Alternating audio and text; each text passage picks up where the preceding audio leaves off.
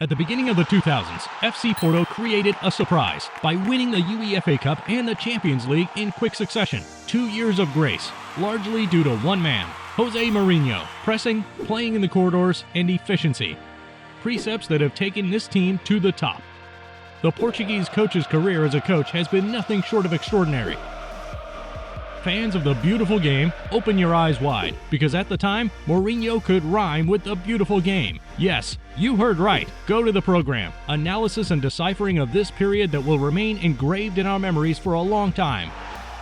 Jose Mourinho came to the rescue during a poor season and became manager of FC Porto in January 2002. His first objective was to turn the club around. He did so wonderfully by bringing the club back to third place in the Portuguese league with a convincing record: 11 wins, 2 draws, and 2 defeats in 15 matches. Mo is convinced that his team can aim higher. The only thing I want to say is that we are the best. Under normal conditions, we are much better. And under normal conditions, we will be champions. He announced that the following year, Porto would be crowned champions. First and foremost, he wants to reshape his squad. During the offseason, FC Porto recruited Nuno Valente, Pedro Emanuel, Maniche, and Derlei joined the club. He managed to keep important players such as Ricardo Carvalho, Costinha, and Deco. Coach Mourinho is making his mark. The work that has been put in is paying off quickly. FC Porto played an attractive game. The pressure is put on the opponents for 90 minutes, thanks in particular to the physical abilities of the players. In the league, the club achieved a performance never before achieved, winning 27 matches, drawing 5, and losing only 2. Mourinho took his revenge by leaving his former club Benfica Lisbon 11 points behind in the league. In the UEFA Cup, FC Porto surprised everyone by beating Lazio in the semi-final. In the final, Henrik Larsson's Celtic held out until extra time. Derlei and Alinichev scored in regulation time, before the Brazilian striker blasted home in the 115th minute to give the club an extraordinary UEFA Cup at the end of the season. In the 2003-2004 season, all hopes were raised. The team is almost identical to that of the previous year, with a regular 11 whose backbone is made up of Ricardo Carvalho in defense, Costinha right in front of him, Maniche and Deco in construction, and an attack composed of Carlos Alberto and South African Benedict McCarthy. The team's number 10, Deco, is the playmaker of this formation, led by Jose Mourinho. We have a top manager. The Portuguese coach's method is working perfectly in the league. FC Porto ended the season 8 points ahead of eternal rivals Benfica Lisbon, a title obtained 5 weeks before the end of the season. Benedict McCarthy finishes top scorer with 20 goals.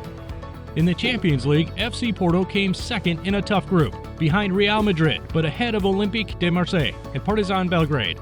It was in the last 16 that Mourinho and his team pulled off the upset. They beat Manchester United, whose team was full of experience and stars, including Giggs, Scholes, and Ruud van Nistelrooy. Jose Mourinho's attacking philosophy was applied to perfection. Thanks to this victory, FC Porto's quarterfinal opponents are Olympique Lyonnais. Lyon lost the first leg 2-0, with goals from Deco and Ricardo Carvalho. The second leg was closer, but a Maniche double allowed Mourinho's men to draw. In the semifinal, it was Deportivo La Coruña who had to be faced, a tough opponent, but one that could not resist Jose Mourinho's tactics. The Portuguese coach decided to control the opponent in a boring first leg in Porto, which ended 0-0 before an equally flat second leg, which the Portuguese nevertheless won, thanks to a penalty converted by Derlei. In the final, FC Porto must show a different face if they are to win against another surprise package in this competition, AS Monaco. In Gelsenkirchen, Germany, FC Porto are offering a masterclass to football fans. Didier Deschamps' AS Monaco were beaten by Deco and his teammates in the system usually put in place by the Portuguese coach. Porto beat Ludovic Giuli, Jérôme Roten, and their teammates 3-0.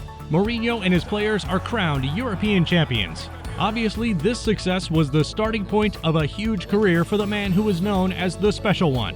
I think I'm a special one. A success story built piece by piece, with an attractive playing model, far from the ultra-defensive and aggressive tactics he later proposed with Real Madrid and Manchester United in particular. Never since has FC Porto enjoyed such success, but this golden generation marked the beginning of the century and put the spotlight on a Portuguese game that was often relegated to the background. In your opinion, was this Porto team the best in the history of the Portuguese club? Are these the best years of the Special One's career? Give us your opinion in the comments, and see you soon for new videos on the best stories in football. Ciao!